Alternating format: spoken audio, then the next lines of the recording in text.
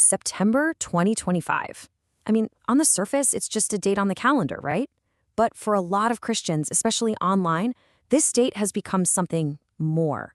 It's become a huge focal point for some really intense prophetic speculation. So that's the big question, isn't it? Why this specific date? What is it about September of 2025 that has so many people talking, convinced that it could be one of the most significant moments in biblical prophecy? Well, to get to the bottom of it, we need to break down the arguments, look at the signs people are pointing to, and really understand the scriptures they're using. So let's dive in. Okay, before we go any further, let's make sure we're all on the same page with a key term, the rapture. The word itself comes from this Greek word, harpazo. It literally means to snatch away or to seize. In Christian belief, it's this idea that believers will be caught up to meet Jesus in the air. This concept, this very event, is at the absolute heart of the whole September 2025 theory. Now, this isn't some idea that's just being discussed in a few small churches. No way. This theory has absolutely gone viral. So first, let's just take a look at how a specific end times prediction like this can gain so much steam in our modern digital world. The conversation around September 2025 is just exploding online. You've probably seen it. Viral TikToks, super detailed YouTube videos, and massive discussion threads on Reddit. But what's really pouring fuel on the fire are the personal stories, people sharing dreams and visions. One name that comes up a lot is Joshua McClellan, who claims that way back in 2018, he was given the specific dates of September 23rd to the 24th, 2025. It's these kinds of direct, personal accounts that really make people stop and pay attention. Okay, so let's move past the online buzz for a second and get into the actual arguments. What are the specific interpretations and the so-called signs that have people convinced that this 2025 timeframe is the one to watch? Generally speaking, all of the arguments fall into one of three main buckets. First, you have celestial signs. That's specific things happening in the stars and planets that are being given prophetic meaning. Second, you've got biblical timelines. These are some pretty complex calculations based on numbers and patterns in the Bible. And third, there's world events, basically interpreting what's happening in the news today as a fulfillment of end times prophecy. All right, let's start with those celestial signs. A huge one people are pointing to is a blood moon set to appear directly over Jerusalem on September 7th, 2025. Now, proponents say its location is incredibly specific. It's going to be right above the constellation Cetus, which is known as the Sea Dragon, and right there with it is the planet Saturn, which they interpret as a symbol for Satan. The picture being painted here, they argue, is one of a cosmic battle playing out in the heavens, right over God's holy city. Another really key astronomical argument has to do with the journey of the planet Jupiter. Back in 2017, many people saw what they called the Revelation 12 sign.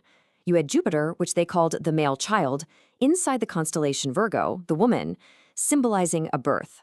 But fast forward to September 2025, and the scene in the sky has dramatically changed. Mars, representing the dragon, is now positioned in front of Virgo, but Jupiter, the child, is gone.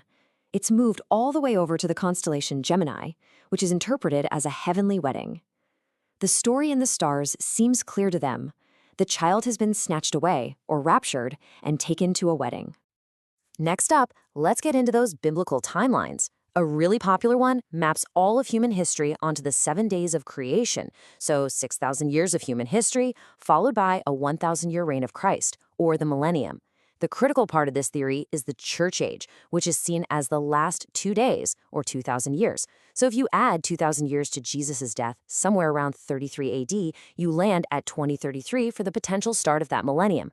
And here's the crucial math. You subtract the 7-year tribulation period from that date, and it lands you right in the 2025 to 2026 window. And there are other timelines that people point to as well. There's the fig tree generation idea. It suggests that the generation that witnessed Israel become a nation again in 1948 won't pass away before the end. Well, a biblical generation is about 70 to 80 years, which puts us squarely in the 2018 to 2028 decade. Many also believe the Jewish feasts are a prophetic roadmap. The spring feasts were fulfilled by Christ's first coming, and the fall feast of trumpets, with the blowing of trumpets, is seen as a perfect picture of the rapture. And finally, some folks see powerful patterns in the 7-year Shemitah and 50-year Jubilee cycles that they believe also converge right on 2025. And yet, after looking at all of that, we have to stop and consider this. This is one of the most direct statements Jesus ever made on the topic. But about that day or hour no one knows, but only the Father. This one verse is an incredibly powerful note of caution, and it's really the foundation for a completely different way of looking at all of this. And that really brings us to the core problem with trying to pinpoint an exact date. There is a very, very long history, both in the Bible itself and in the centuries since, that should make us extremely cautious when it comes to this kind of specific prediction. So, what's the difference between being aware and being dogmatic about it? Well, Scripture absolutely encourages us to be watchful, to recognize the season of Christ's return so we can live in a state of readiness. But it clearly warns against setting a specific day or hour, against claiming we know God's secret timetable, and definitely against causing fear or even complacency based on what is, at the end of the day, a human calculation. And let's be honest, history is just littered with failed predictions. Back in 1844, William Miller's followers sold everything they owned, expecting Christ to return.